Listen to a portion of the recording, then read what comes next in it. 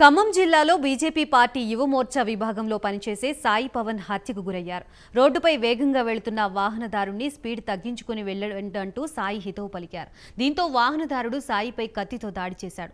రక్తపు మడుగులో ఉన్న సాయిని ఆసుపత్రికి తరలించే క్రమంలో ప్రాణాలు కోల్పోయారు. ఇప్పటికే తండ్రిని కోల్పోయిన సాయి మృత్యువాత పడడంతో గ్రామంలో విషాద ఛాయలు అలుముకున్నాయి. విషయం తెలుసుకున్న బీజేపీ రాష్ట్ర అధ్యక్షుడు కిషన్ రెడ్డి సాయి కుటుంబ సభ్యులకి కాల్ చేసి పరామర్శించారు.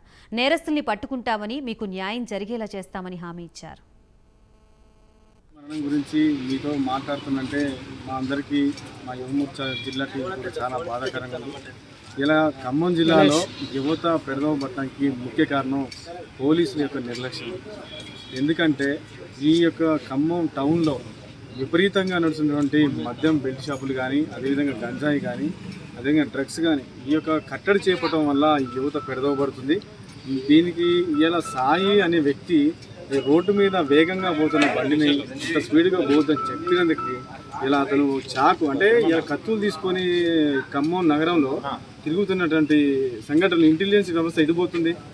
ఇది ముమ్మాటికి నల్లగొండ జిల్లాలో గంజాయి తరలిస్తున్న ముఠా